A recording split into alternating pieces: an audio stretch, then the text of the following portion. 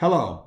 This FERNE presentation discusses the care of emergency department patients with dizziness and vertigo in an attempt to successfully diagnose and treat serious central etiologies of these symptoms. My name is Edward Sloan. I'm an emergency physician in Chicago. I've served as FERNE president and board chair for over 3 decades. I have no financial conflicts. Please go to our website and our YouTube channel for more content related to the optimal care of the patient with dizziness and vertigo, and follow us on social media for more real-time information on the care of all patients with neurological illnesses, injuries, and emergencies, FERNE.org.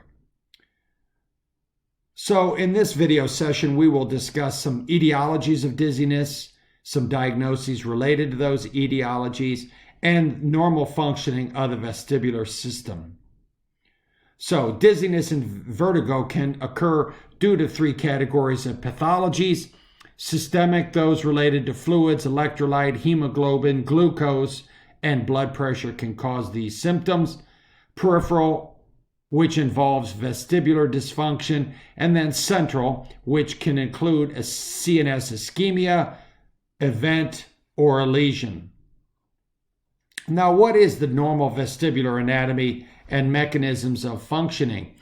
I direct you to this EB Medicine Practice monograph by Jonathan Edlow. He's done a great job in writing this monograph. So our peripheral vestibular organs are seen on page 4 of the monograph. They include the utricle and saccule that sends vertical and horizontal acceleration of our head. We have 3 semicircular canals that sense movement in 3 directions. And then we have the vestibular nerve that carries input to the brain from our periphery.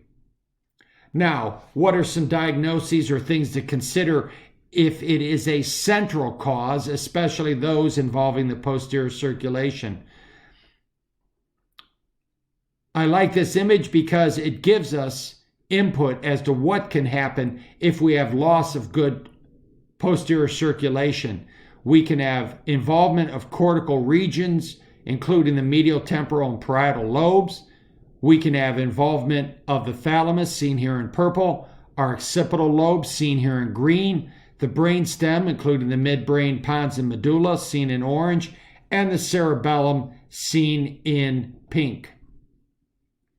So when considering these etiologies, we need to pay attention to what could be going on systemically, what could be going on in our periphery, and then what could be a central cause of dizziness and vertigo.